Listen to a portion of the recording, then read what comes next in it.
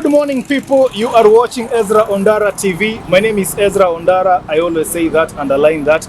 Now, today, I was just looking from my office na nikasikia some muziki, nini, nikashangaa. Kuangalia kwa window na shangaa what is not happening. I've seen, nini, motorcade. So you need a motorcade ama nini. Some vehicles here, branded elephants, nini, I'm seeing. So nikasema, let me come out. Jamani, nijue what is not happening in my hood. Sawa sawa. So niko hapa na a team. Naona wamevaa Ivory, belongs to the elephants. I see KWS officers. So nimesema acha tuzungumze nao kidogo watuambie what is this that they are doing. Now, your name is? Thank you, Ezra. My name is Jim Justus Nyamu. I am a director of an organization called Elephant Neighbor Center. Yes. And a team leader of this campaign called Ivory Belongs to Elephants. Ivory belongs to elephants. That is the campaign. Thank you. Continue. Yeah, and I'm a honorary warden for Kenya Wildlife Service, formerly from Kenya Wildlife Service. And that's why you see they are with us. Yes. We cannot talk about wildlife without our colleagues. Yes. And I'm happy that, Ezra, that means you are alert. Yes, that you had. I was alert. And this is a campaign walk that this morning we were flagged off in this county of Flamingos by His Excellency the Deputy Governor. Awesome. And the Deputy County Commissioner. Nevertheless, this walk began in Nairobi. We've been walking for the last 11 days now. 11 days, walking, not yes, driving, but I see vehicles. Each vehicle that you see here, they are vehicles that are carrying our campaign equipment, okay, our food, our camping gears, and each vehicle is also leading the security because we're walking on the road. Yeah. So we need to be protected. Yes. This is not the first walk. This is the 16th walk edition. Yes. I have walked in other countries. I have walked in 4 continents. And this walk is actually crisscrossing 4 countries. We'll be entering Uganda on the 23rd of this month. Okay. And then from there we'll walk all the way to DR Congo after passing Rwanda, which is a very small country in East Africa. Yeah. So the purpose of this is to create awareness on the plight of elephants. Yes. We are now headed to Kiamunyi. Kiamunyi, originally, it is named after the rhinos. Yeah. Just before the independence, we had so many rhinos here. Okay. And but where are they? No, today it is buildings. Yeah, this is what is going to happen. So I chose to do this awareness, to let people know if we lose animals, we'll only have the names of places. Yeah. And the walk, we are supposed to terminate the walk at Kabarak. Tomorrow we proceed into Dama Ravine, where we have elephants that comes, like this is the time when their memory is jogged. Yeah. We'll be celebrating World Elephant Day on the 22nd of this month. And this is the month that you see elephants are in town, elephants are even in places. Why? 2 years ago we had an elephant that came across here. Even recently? Yes. Why are they coming here? They are trying to re-establish their former corridors that men have come. We're having these buildings. Animals, we say elephant never forgets. Yeah. Yeah. So that's why you see them coming here.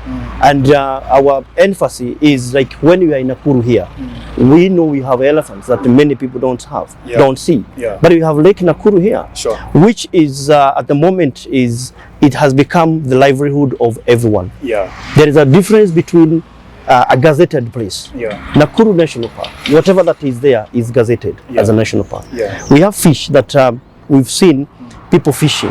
Yeah. We only have one, the one species which is tilapia, which is not fit for human consumption. It has been checked by Cambridge, the researchers, the ichthyologists, or people who studied fish.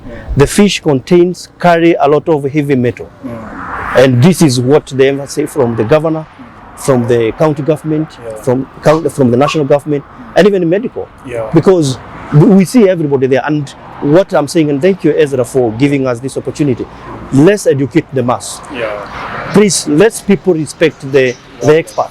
The expert. If you are told stop, don't do this, don't eat this, please. That's where you draw the line. Okay. Yes. You have said about elephants, leaving their natural habitat.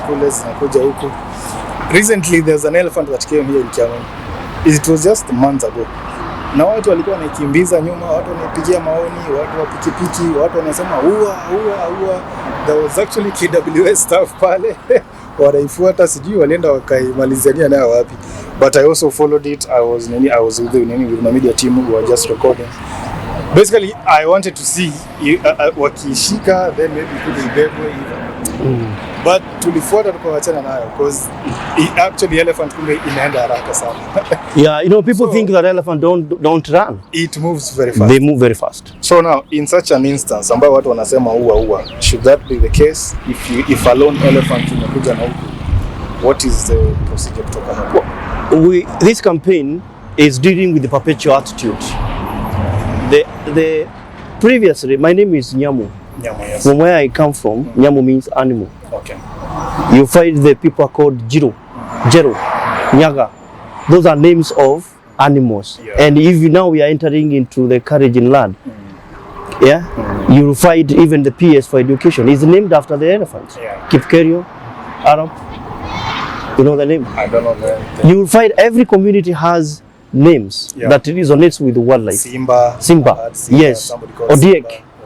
The thing is, the generation, our generation now, when they need to know that originally Africans were actually born conservationists. Oh, okay, sure. That's why you'd find people called even yes, Bogo. Nyati. Among ourselves, we have Bogos here as our officers.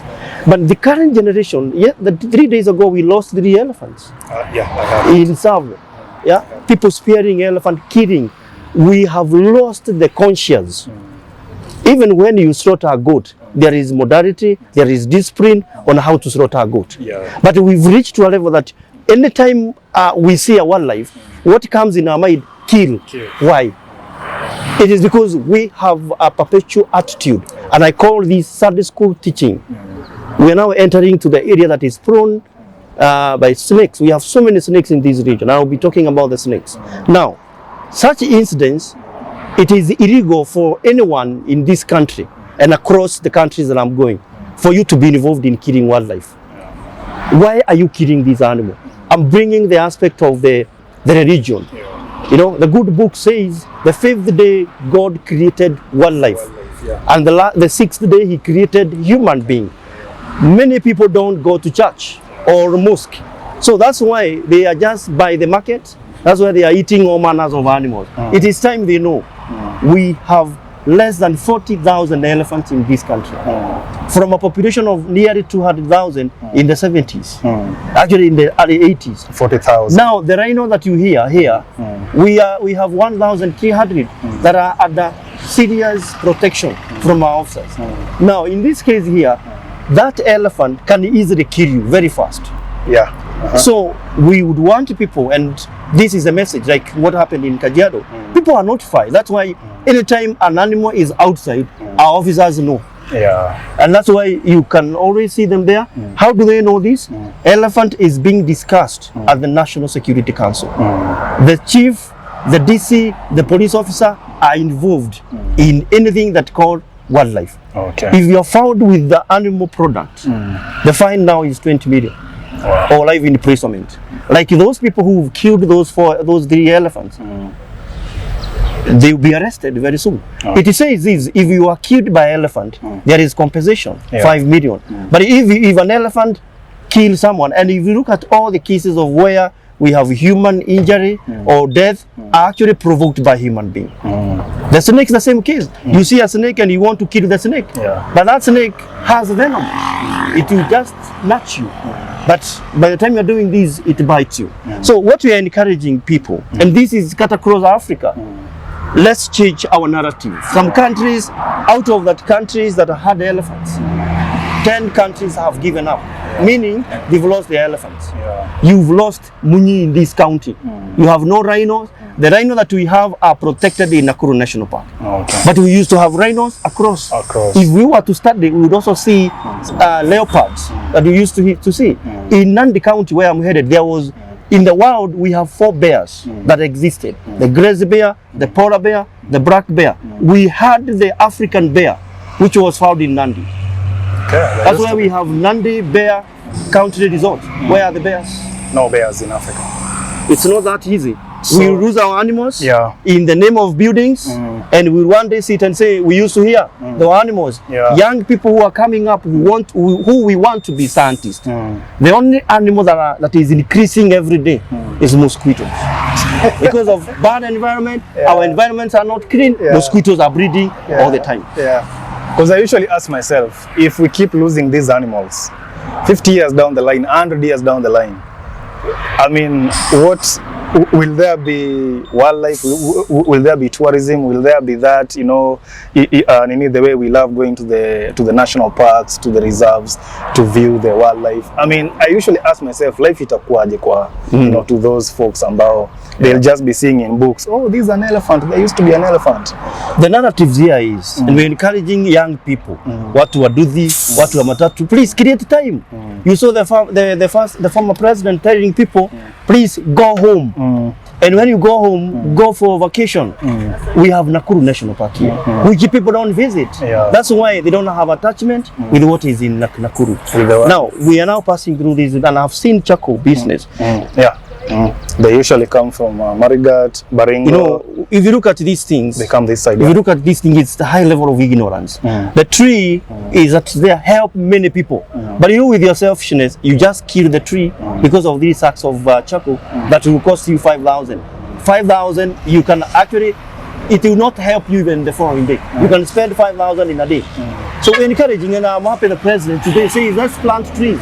We cannot be planting trees while some folks somewhere are cutting down the tree. So pass the message, and we are hearing this everywhere. People are just concerned about the climate change.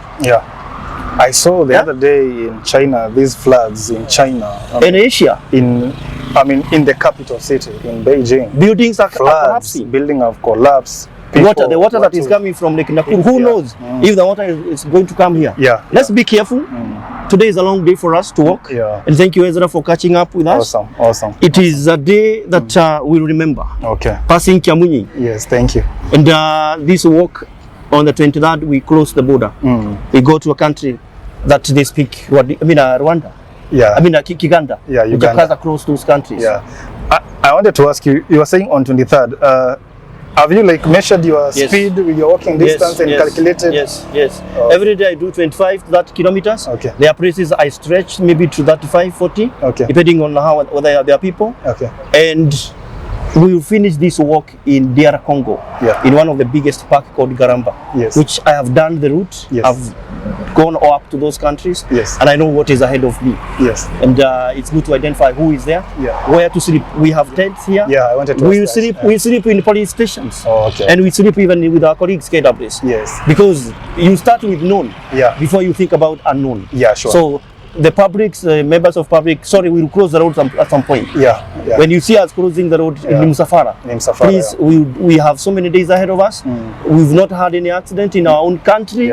So please let us just pass. When you are told to stop, please stop and give us a way. Awesome. All right, people, good people. If you are told stop and give them the way, because the purpose of this walk, this one is something that is going to last for generations and generations. If only tunaweza fuata yale ambayo Nyamu amesema. Lakini if we continue seeing a lone animal, tunasema ua, bas ni hivyo. Your grandchildren and great grandchildren watakuwa tu wanasoma kwa vitabu wakiona ati they are used to exist an elephant. Si ndio hivyo? Thank you so much, Nyamu, and a safe journey ahead. It's a long journey. I'll leave you with some magazine so that you can be reading those magazines. Perfect. I like reading. And then if you want to follow us, check us on the Twitter at Nyamu Jim. Facebook, Ivory belongs to elephant. Or just Google that name. Ivory belongs to elephant. You will see all manners of social media activity, and you can follow us. Thank you so much, folks. Ni hayo tu kwa sasa. I was told that there is a team ya wildlife inatoka Nairobi, and they will make a stop in Nakuru.